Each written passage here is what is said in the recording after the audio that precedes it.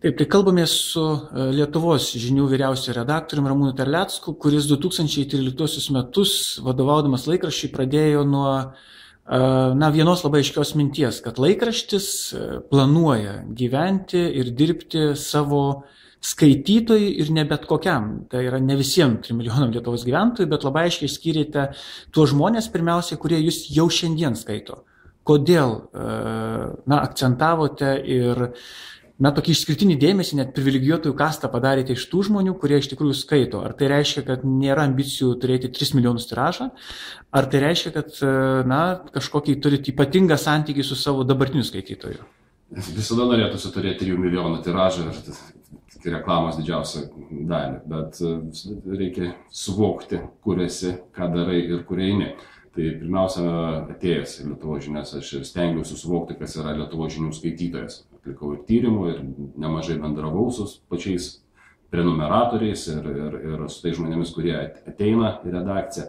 Ir skaičiai parodė, ir prenumerato skaičiai parodė, kad yra 2 pagrindiniai banginiai, kuriuos labai lengvai galima apibūdinti. Tai, kaip ir sakiau, tai yra ūkininkai, stambus ūkininkai.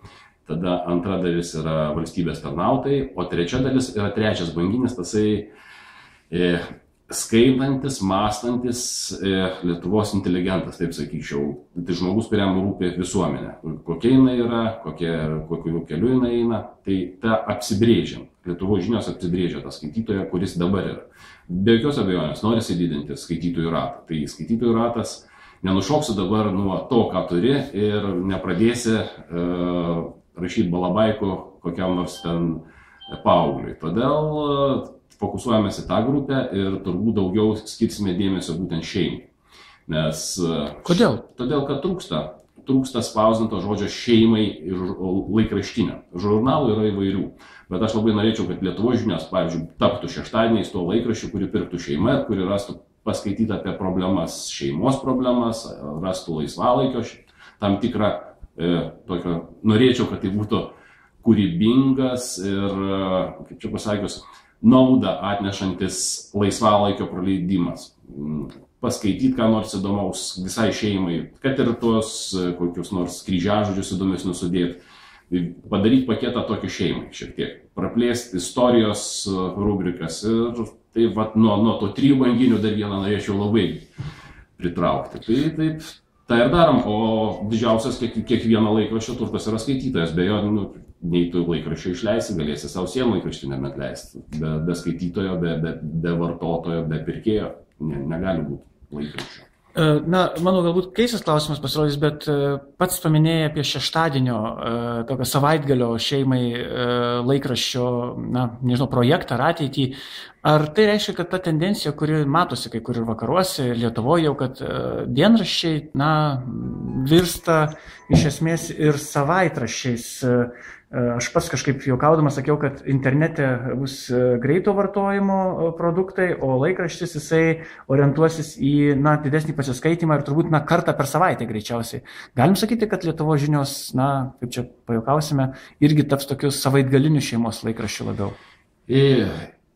Sunku nuspėti, aš neturėčiau ir kortų atskleisti ir visą kitą, bet kaip matom, iš to, kas dedasi rinkoje, tai daugiau savaitraštėja. Visi laikraščiai, ir jeigu pažiūrėsim, ir Lietuvos rytas akcentuoja, kad numeruokit šeštadieniais bent jau ir eina į tą segmentą. Kitas dalykas, tuomet lieka tam tikra niša iš ten, kur traukiasi konkurentai. Tai nemanau, kad Lietuvos žinios taps tik tai bent jau artimiausiu metu būtent šeštadieniniu laikraščiu. Nes skaitimo ir noro skaityti bent tame rate, kur dabar Lietuvos žinios jaučiasi stiprios, yra kiekvieną dieną. Bet galbūt ir visi laikraščiai ieškos stipriausios pozicijos. Tik tai būtų keista, jeigu dabar visi šeštadienį susikeltų ir pradėtų su priedais atakuoti ir su visu kitu. Tai tenai būtų labai sunku konkuruoti. Ta visa konkurencija iš savaitės persikeltų į vieną dieną. Nežinau, ar tai yra sprendimo būdas. Dar vienas turbūt klausimas, kuris susijęs su žurnalistikos perspektyva, ypač spaudoje, tai nėra ką slėpti, kad didžioji dalis žmonių šiandieną, kai kalba apie žurnalistus, įvardina žmonės, kurie žinomi yra iš televizijos ekranų, net ir spaudos žurnalistus, tą ir studentija įvardyja, išstojantis į žurnalistiką.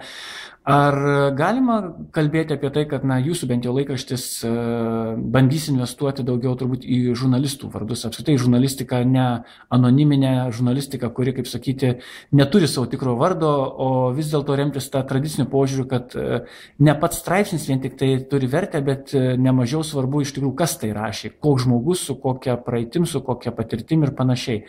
Tai, kas iš tikrųjų, šiandieną sakome, jog turi didžiausią pridėtinę vertę, ypač rimtoje spaudoje. Tai užduodamas klausimą pats jį ir atsakė. Absoliučiai pritariu. Negali būti pilkos žurnalistikos. Žmogus, už kiekvieną straipsnį yra žmogus ir jis turi būti matomas. Ir kiekvienas turėtų pažinoti tą žurnalistą ir žinoti jo vertybės ir jo požiūrį į gyvenimą. Tada būtų daug daugiau objektyvumo. O kad apie žurnalistus visi kalba tik tai apie televizijos žurnalistus, tai čia nieko naujo. Aš atsimenu, dalyvavau egzaminų komisijoje prieš kokių 12 metų, teko irgi priminėti žmonės į žurnalistiką. Tai niekas nepasikeitė, visi žinojo tik tai ekrano žvaigždės ir nežinojo laikraščio žurnalistų. Tai ta tendencija. Ir visi labai nori žurnalistiką stodami, visi nori bendrauti su žmonėmis ir sėdėti telekį. Ir tada labai trumpai, Ramūnai, ką pats palinkėtum mūsų kolegom, būtent žurnalistam, 13 metais, kurie, nežinau, kuo dar bus pažymėti, bet iš tikrųjų paties palinkėjimas mūsų kūrybiniam cechui. Aš palinkėčiau jiems daugiau pinigų, iš tikrųjų daugiau pinigų ir mažiau darbo. Tada tas darbas bus geriau atliktas ir bus daugiau pasitenkinimo.